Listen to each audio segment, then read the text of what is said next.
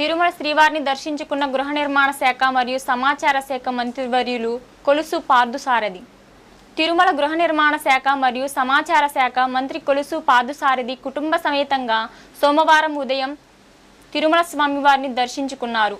అనంతరం మంత్రివర్యులు మీడియాతో మాట్లాడుతూ జిల్లాలో వర్షపాతం నమోదైనందున రిజర్వాయర్లన్నీ నిండి నీళ్లతో కలకల్లాడుతున్నాయని, అలాగే రైతులు కూడా వ్యవసాయం పాడి పంటలతో బాగుండాలని భగవంతుని ప్రార్థించానని అన్నారు. అలాగే ముఖ్యమంత్రి చంద్రబాబు ఆలోచన దృష్ట్యా 2047 విభజన స్వచ్ఛాంధ్ర స్వర్ణాంధ్రలో భాగంగా రాష్ట్రంలోని యువత అందరూ అభివృద్ధి చెందాలనే దిశగా తప్పిస్తున్నానని, ఆయన కల నెరవేరాలని భగవంతుని ప్రార్థించానని అన్నారు.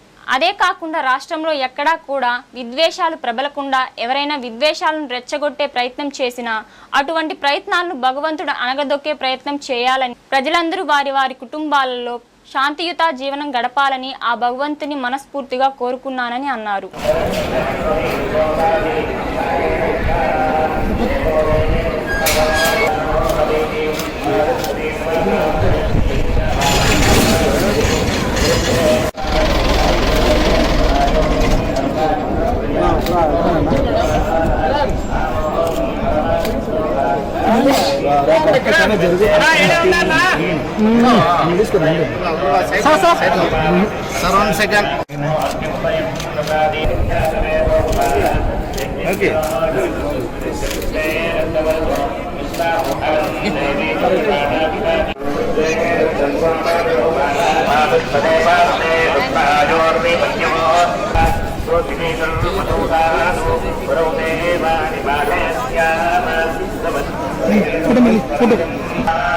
రాష్ట్రంలోని రిజర్వాయర్లన్నీ కూడా కలకల్లాడుతూ ఉన్నాయి.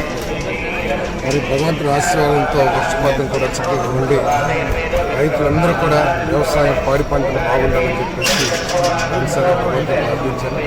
అదేవిధంగా అయితే ముఖ్యమంత్రి చంద్రబాబు నాయుడు గారు ఆలోచనలు ఏదైతే ఉన్నాయో 47 కానివ్వండి, స్వర్ణాంధ్ర కానివ్వండి, లేదా రాష్ట్రంలో ఆయన రాష్ట్ర అభివృద్ధి కోసం, రాష్ట్రంలో యువత కోసం ఏదైతే ఆయన కష్టపడతా ఉన్నారో వాటన్నిటికీ కూడా మంచి ఫలితాలు ఇవ్వాలని చెప్పేసి భగవంతుడు కోరుతున్నారు.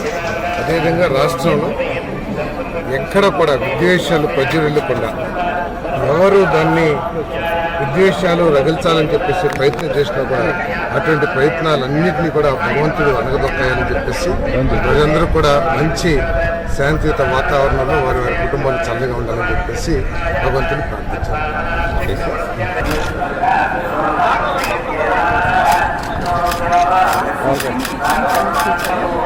ఆడపై ఎత్తుకునేది స్వామి మేడం.